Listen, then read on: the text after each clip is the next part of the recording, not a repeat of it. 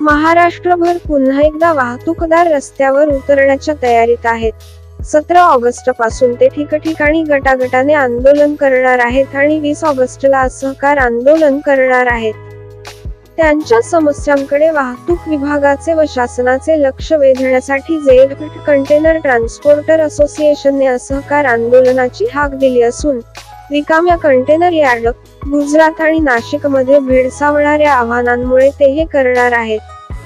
रस्त्याची दुरवस्था, वाहतूकदारांना भेडसावणाऱ्या समस्यांकडे लक्ष वेधण्यासाठी वाहतूकदार बांधव आपली वाहने रस्त्यावर उतरवणार नाहीत.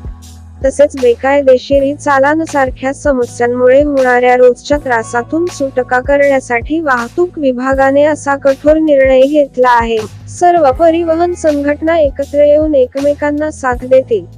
यार्डांची बिघडलेली स्थिती, कर, जीएसटी, मनमानी वसुली अशी अनेक प्रकरणेही समोर येत आहेत. याबाबत परिवहन मंडळाकडून माहिती मिळाल्यानंतर CSLA, MS दीपक तिवारी आणि CSLA चे संचालक सुनील वासवानी यांच्याशी बोलण्याचा प्रयत्न करण्यात आला, पण फोनला प्रतिसाद मिळाला नाही. तुम्हाला सांगतो की वाहतूकदार संपावर गेल्यास त्याचा थेट परिणाम आयात निर्यात व्यापारावर होईल. यावेळी वाहतूकदारांनी कंबर कसली आहे. आता ते स्वबळावर लढणार असून हा संप कितीही दिवस चालला तरी जोपर्यंत सरकारने याची दखल घेऊन योग्य निर्णय घेतला नाही तोपर्यंत त्यांची वाहने रस्त्यावर येणार नाहीत. जोपर्यंत रिकाम्या यार्डात सुरू असलेली हेलवेल सरकार थांबवत नाही तोपर्यंत कोणताही वाहतूकदार आपला संप मोडणार नाही. ट्रान्सपोर्ट एकता जिंदाबाद, ट्रान्सपोर्ट एकता जिंदाबाद. की वेळ ठरवलं पाहिजे की गाडी नावे म्हणजे नाही ते लोडेड कंटेनर असो नाही एम्प्टी कंटेनर असो. काय होते तो प्रत्येकांना वाटतं की ह्याची गाडी चालते माझी गाडी नाही चालत, रस्त्यावरच दिसायला नको.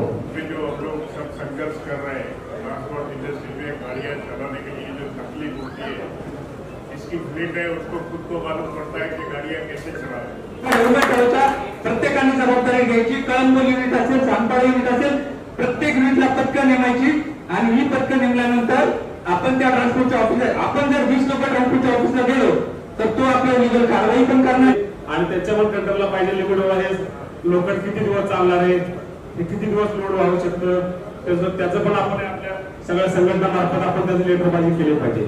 आणि आपली इच्छा आहे सर्वांनीच आपल्या असोसिएशन बरोबर आपल्या मित्रांना जे आहेत त्यांना जागरूक करा आणि प्रत्येकाने गाडी थांबवावी आणि कस्टमरला सुद्धा आपल्या नोटीस पाठवा की आम्ही स्ट्राइक मध्ये सामील झालेलो आहोत. जब तक हमारा प्रवक्ता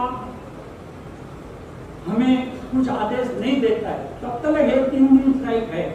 अगर उनको जरूरत पड़ी तो वो हमें आगे आके बता देंगे ग्रुप के माध्यम से कि भाई 3 दिन की जरूरत नहीं है, हम कल से स्ट्राइक खोल रहे हैं. हर एक सरकार की जिम्मेदारी हो कि स्टेट हो या सेंट्रल हो, हर एक की जिम्मेदारी है कि सब गाड़ी वालों को अच्छा सड़क का निर्माण करे, सब गाड़ी वाले के लिए अच्छा पार्किंग के लिए सुविधा करे.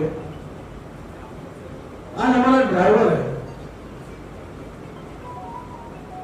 महीना 2 महीना अपने परिवार से दूर रहता है. जय भगवान ट्रान्सपोर्ट असोसिएशनचा अध्यक्ष आहे. आम्ही खूप आतापर्यंत ई चालनाविषयी आम्ही सर्व वाहतूकदारांनी एकजुटीने जर आपलं 2 दिवस बंद ठेवलं, बाकी पण इतर मागण्या आता ज्या काय मागण्या आपल्या असतील त्या आपण आता फायनल करू. ज्या ज्या आपल्याला मागण्या मान्य करायच्या त्याच्यामध्ये आपण सर्व विषय याच्यामध्ये घेऊ. आज जे आपण लढा पुकारलेला आहे 20 ऑगस्टला, त्यासाठी आपण सर्वांनी सहकार्य करायचं आहे. मी तर बोलतो 2 दिवस नाही 4 दिवस आपल्या गाड्या उभ्या राहू द्या, काही हरकत नाही. पण हे रोजचं मरण आहे ना, त्याला एकदा तरी आपल्याला सामोरं जावं लागेल. रस्त्यावर आणणार नाही,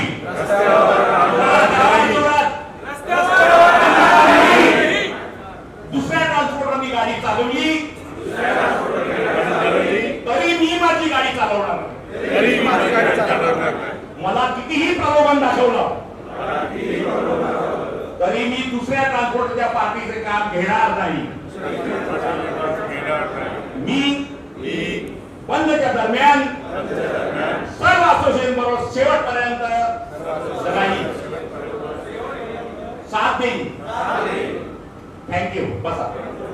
ट्रांसपोर्ट व्यवसाय में आज की तारीख में हमको जो तकलीफें आ रही है इसमें 3 अहम मुद्दे हमने लिए हैं, जिसमें सबसे पहला मुद्दा ये है कि हमारी गाड़ी जब इंपोर्ट का कंटेनर एम्प्टी कंटेनर लेके एम्प्टी यार्ड के अंदर जाती है शिपिंग लाइन के, तभी हमारे पास में वो कंटेनर गाड़ी से उठा के ज़मीन पे रखने के लिए 3,000 से लेके 6,000 6,500 तक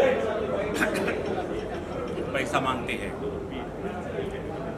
और वो पैसा जो हमारे पास में आज की तारीख में वो लोग मांगते हैं, ये पैसा हालांकि या तो इंपोर्टर ने या तो एक्सपोर्टर ने देना चाहिए, ना कि हमारे पास से लेना चाहिए।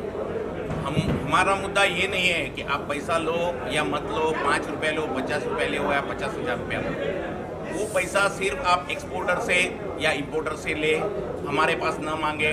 ट्रांसपोर्टर ये पैसा नहीं दे सकता है। इसके कुछ वजह है। एक तो ये पैसा जब हम आज की तारीख में लगाते हैं, एक ट्रांसपोर्टर के 25 कंटेनर अगर एक दिन में खाली होने वाले होते हैं और 3,000 भी एक कंटेनर के पीछे हम लोग भुगतान लगाएंगे तो 75,000 दररोज का इन्वेस्टमेंट हमको करना पड़ रहा है। और हमारा ये जो पेमेंट है, ये हमारी पार्टी जो है हमको 3-3, 4-4 महीने के बाद में देती है। तो हमारी ये जो लागत लग जाती है, ये लागत हम हमारे धंधे में क्यों नहीं वापरें, क्यों हम ये एम्प्टी कंटेनर की ये लागत लगाएं। इसलिए हमारा इसके लिए सख्त विरोध है।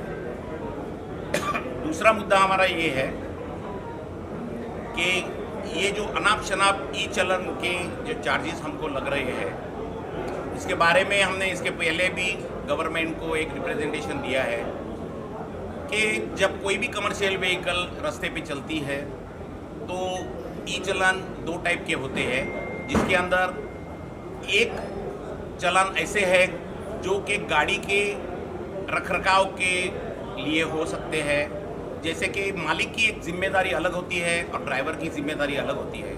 मालिक की जिम्मेदारी ये है कि वो इस गाड़ी का रखरखाव बराबर करे, उसकी टाइम में पासिंग करे, उसका इंश्योरेंस निकाले, उसके कलर प्रॉपर रखे, उसकी पासिंग टाइम पे करा के ले ले और उस गाड़ी को रोड वर्दी रखे।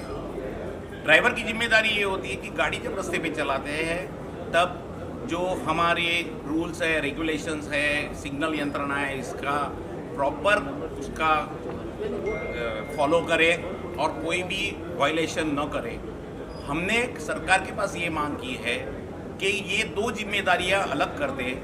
ड्राइवर का अगर कुछ कसूर है तो उसका जो फाइन है वो ड्राइवर के लाइसेंस के ऊपर जाना मांगता है और वो लाइसेंस के ऊपर जो चलन जाता है उसका जो दंड है वो ड्राइवर से वसूल करना चाहिए। क्योंकि ये जो मेन मुद्दा आया ई चलन का, जब ये ई चलन का इंट्रोडक्शन हुआ तभी ई चलन इसलिए इंट्रोडक्शन हुआ कि ह्यूमन इंटरफेरेंस नहीं होना चाहिए। जहाँ के पहले हवालदार हाथ में एक बुक लेके बैठता था, गाड़ियाँ आती थी तो रुकाते थे, उसका चलन काटते थे, एलटेम देते थे। अगर एलटेम नहीं काटना है तो 50 रुपया दो, 200 रुपया दो, 500 रुपया दो, इसकी मांग करते थे। वो सब नहीं होने के लिए इस तरह से तय हुआ था कि ई चलन ये सिर्फ और सिर्फ ऑटोमेटिक और ऑटोमेटेड कैमरे की तरफ से किया जाएगा, जहाँ के ह्यूमन इंटरफेरेंस नहीं रहेगा। लेकिन गवर्नमेंट ने उसको ट्विस्ट करके ये जो छोटे छोटे मोबाइल के जैसे इंस्ट्रूमेंट डिवाइसेस उनके हाथ में दे दिए हैं।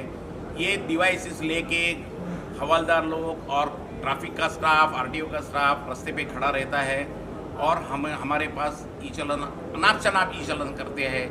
मूविंग गाड़ी को ई चलन करते हैं, खड़ी गाड़ी को ई चलन करते हैं, कोई ई चलन छोड़ते नहीं है। तो ये सब बंद होना चाहिए। ई चलन को हमारा विरोध नहीं है, लेकिन ई चलन का जो प्रणाली है, इस प्रणाली का हमारा विरोध है। ई चलन ऑटोमेटेड हो, सब कैमरे लगे, सब जगह कैमरे लगे और कैमरे के थ्रू जो भी हमारा वायलेशन है उसके लिए हमारे पास ई चलन कराए। दूसरी बात, ड्राइवर की जिम्मेदारी और मालिक की जिम्मेदारी अलग अलग होनी चाहिए। अगर ड्राइवर को इस तरह से ई चलन होंगे और उनको दंड भरना पड़े तो वो भी रास्ते में कानून से चलेंगे, कानून पालते हुए चलेंगे। आज के तारीख में मालिक पे ये ई चलन का पैसा भरने को आने की वजह से ड्राइवर बहुत बेफिक्र हो गए हैं और ड्राइवर कोई भी कानून को जो पालते नहीं हैं। तो ये जो हो रहा है इसके खिलाफ हमारा है। तीसरी बात हमारी है कि रास्ते की रख रखाव। आज अगर आप गए साल में खाली थाना घोड़बंदर रोड देखेंगे और बॉम्बे गुजरात रोड देखेंगे तो पूरे साल उस रास्ते का काम कंटिन्यूसली चल रहा था। कभी 1 महीने के लिए हमारा रास्ता बंद कर रहे थे, कभी 2 महीने के लिए कर रहे थे। थाना में तो सिर्फ रात के टाइम में ही एंट्री है, दोपहर को सिर्फ 12 से 4 बजे तक ही एंट्री है। आप सोचिए, जो गाड़ियाँ पूरे देश में विदेश से आने वाला माल धोते हैं, जो 24 घंटे के अंदर चलने चाहिए, वो सिर्फ अगर 8 घंटे में चलेगी तो रास्ते की हालत क्या होगी। हर वक्त रास्ता खराब हो जाता है तो ये दोष दिया जाता है कि ट्रांसपोर्टर का इसमें कसूर है, ट्रांसपोर्टर ओवरलोड करता है, ट्रांसपोर्टर ज़्यादा माल भरता है, ट्रांसपोर्टर माल ज़्यादा धोता है, इसलिए रास्ता खराब होता है। लेकिन अभी वो समय नहीं रहा है। कोई भी ट्रांसपोर्टर अभी ओवरलोडिंग नहीं करता है क्योंकि कानून इतना सख्त हो गया है, कोई भी ट्रांसपोर्टर ओवरलोडिंग करने की जरूरत नहीं करता है। लेकिन ये क्यों नहीं गवर्नमेंट सोचती कि रास्ते, उनको पता है कि कितने टन की गाड़ियाँ इस रास्ते से जाने वाली है और उस तरह से वो रास्ते का डिज़ाइनिंग, उस तरह वो रास्ते क्यों नहीं बनाते सरकार। हर वक्त हमारे पास से 6-6 महीना 4-4 महीना रास्ता बंद करते हैं, रास्ता रिपेयरिंग करना है, रास्ता रिपेयरिंग करना है इसलिए। लेकिन फिर भी हर बारिश में उस रास्ते की वापिस वही कंडीशन हो जाती है। ये कब तक रुकेगा ये हमें पता नहीं है। इसके लिए हम लोग ने ये असहकार आंदोलन छेड़ा है, जिसके तहत हम 20 तारीख से हमारी जो गाड़ियाँ हैं वो सब गाड़ियाँ हम लोग बंद करने वाले हैं और कोई भी रास्ते पे एक भी गाड़ियाँ आपको दिखेगी नहीं।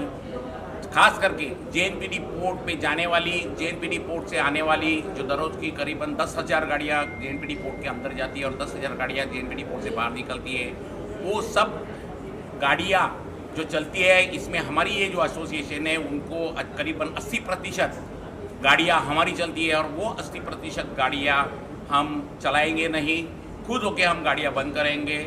जब तक हमारे जो समस्या है उसका हल नहीं निकलेगा तब तक हम ये बंद रखने वाले हैं।